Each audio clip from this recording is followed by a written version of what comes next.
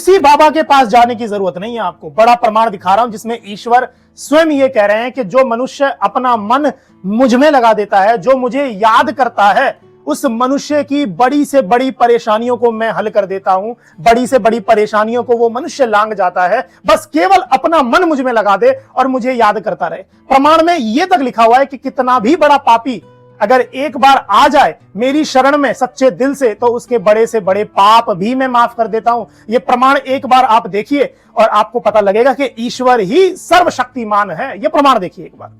साफ साफ लिखा हुआ है कि जो मनुष्य अपने आप को भगवान पे सर्वथा भावीन, मतलब संपूर्ण सत्य समर्पित कर देता है, छोड़ देता है, और फिर होता क्या है, अपना सारा बल भगवान के चरणों में जो व्यक्ति न्यौछावर कर देता है, भगवान के बल का आश्रय ले लेता है, तो भगवान फिर करते क्या है, तो भगवान की अचिंत्य महिमामयी कृपा शक्ति के द्वारा सुरक्षित होकर वह समस्त विरोधियों शक्तियों पर विजयी हो सकता है। निर्भरता अवश्य किसकी होनी चाहिए, सत्य की, पूर्ण की, अनन्य होनी चाहिए। फिर उसे कुछ भी चिंता नहीं करनी पड़ती है। नीचे एक और पंक्ति पढ़ा रहा हूं दोस्त, पढ़िए जरा। एक बात और, वह यह है कि भगवान की दया पर विश्वास करके उनका स्मरण करते रहना चाहिए। भगवान पर निर्भर हो जाने से सारी विपत्तियां अपने आप ही टल जाती हैं। भगवान कहते हैं तुम मुझ में मन लगाए रखो, फिर मेरी कृपा से सारी बड़ी से बड़ी कठिनाइयों को सहज ही लांग जाओगे। भगवान की इस आश्वासन वाणी पर विश्वास करके उन पर निर्भर होने की चेष्टा करनी चाहिए। एक और बात मैं साधारण नहीं पढ़ा रहा हूं, अभी मैं बड़ी शानदार बात पढ़ा रहा हूं। देखिए घोषणा कर रहे हैं भगवान, क्या घोषणा कर रहे हैं, वह आप अगर पापी हो तो भी ईश्वर के चरणों में चले जाओ। भगवान कह रहे हैं कि वे शुद्ध होने पर अपनाते हो, ऐसी बात नहीं है। कोई कैसी बुरी से बुरी हालत में वह यदि भगवान की शरण में चला जाता है तो भगवान तुरंत उसे अपना लेते हैं, तुरंत उसके पापों का नाश कर देते हैं अच्छा होने पर। क्योंकि अगर रोगी अगर अच्छा होएगा तो वैद्य के पास जाएगा ही क्यों।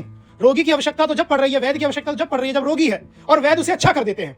वैद्य की सफलता रोगी को अपनाकर उसे अच्छा करने में है। इसी से भगवान पुनीतों की परवाह नहीं करते, शरण में आए हर किसी को जिसने भी पाप किए हैं सबसे प्रीति करते हैं। इसलिए कभी भी निराश ना होकर सदा आशावादी रहना चाहिए। क्यों? क्योंकि भगवान करुणा का सागर है। उनकी सहज कृपा से हमारे पाप तुरंत ही नष्ट हो जाते हैं, जैसे सूर्योदय जैसे होता है, अंधकार नष्ट हो जाता है। यह विश्वास करना चाहिए कि भगवान ने हमें अपना लिया है। जहां ऐसा विश्वास होने लगेगा वही स्वाभाविक पाप ताप नष्ट होने लगेंगे।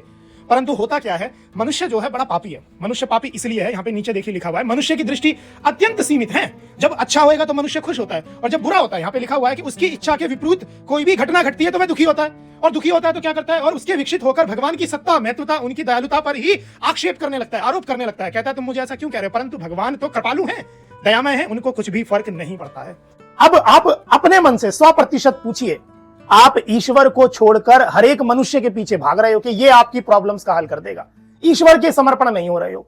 आप परेशान मत होइए इस उम्मीद में कि आप कब से पूजा कर रहे हो, ईश्वर दे क्यों नहीं रहा है।